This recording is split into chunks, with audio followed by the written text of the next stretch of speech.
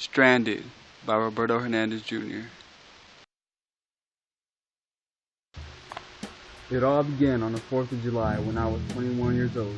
My buddy Justin invited me to accompany him on a little family vacation to Destin, Florida. We drove all morning and finally met up with his parents at a cabin they rented out for the weekend.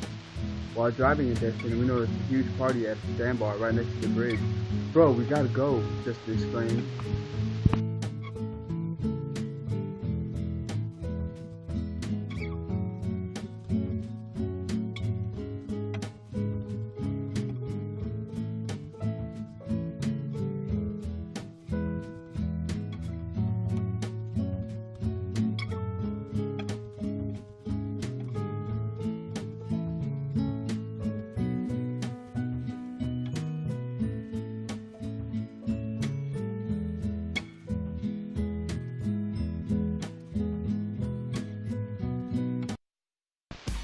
We wasted no time. As soon as we got on our jet ski, we asked around for directions to the giant party.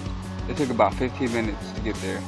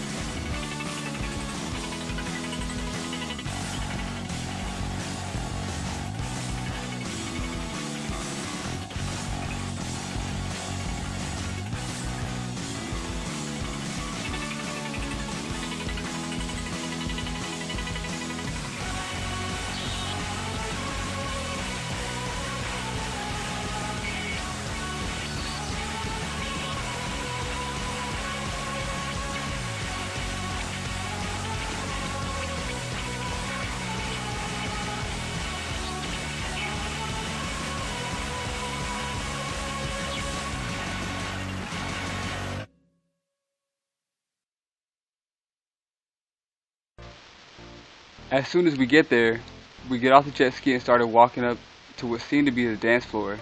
As we walked up, a really pretty blonde girl asked me for a ride on the jet ski. I couldn't turn that down, so I took her for a spin. When we got back, we began to hang out with her on her dad's boat. Everything was perfect. The sun was out, and we were having drinks with a couple beautiful girls on the boat. What could go wrong?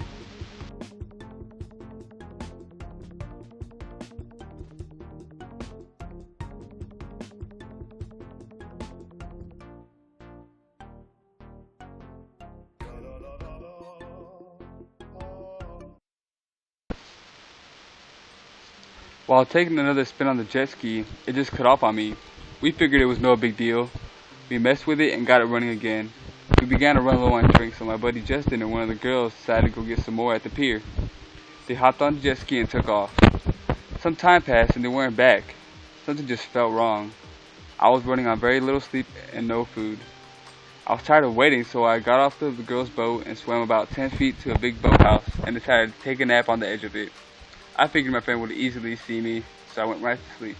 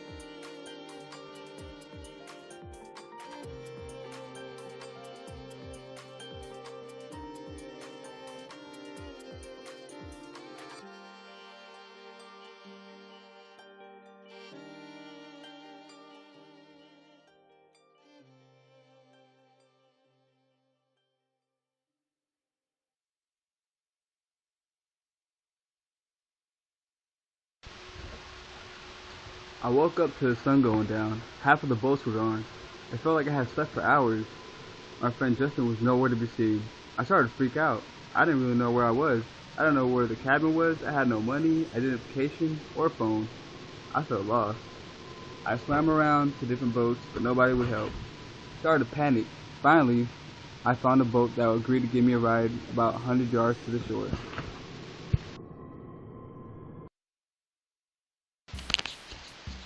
I was dropped off on a small empty beach.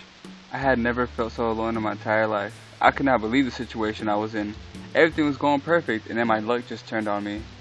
I kept asking for help, but nobody seemed interested, so I gave up. I sat on the beach and just stared into the water all alone.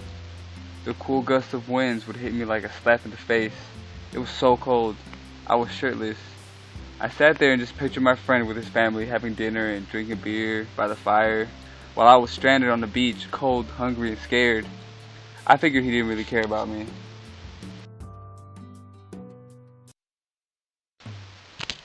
I got very little sleep that night. I made a tiny little sand pillow and curled up into the fetal position. I almost cried. The sun began to rise, and it gave me a little bit of hope. The first people on the beach were a couple of men that were fishing. I asked to borrow their phone, and they agreed.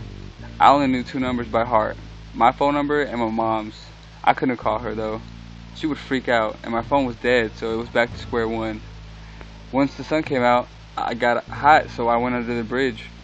I was very angry. I would have never thought I would be in a situation like that, and nobody would help me.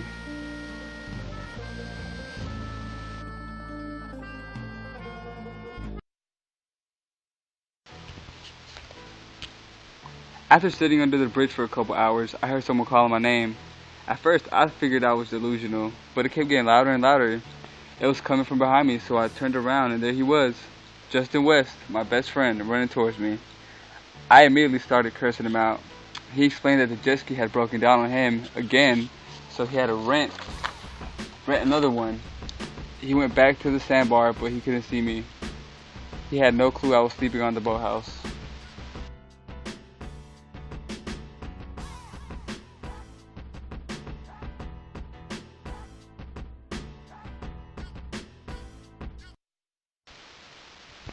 After a long, cold night, I was finally rescued. We got in his car and we went to get some breakfast. It was like it never even happened. The vacation was back on track just like that. I definitely had a good story to tell that morning. Citizens of hope and glory, time goes by, it's the time of your life. Easy now, sit you down, chewing through your wimpy dreams. They eat without a sound, digesting England by the pound.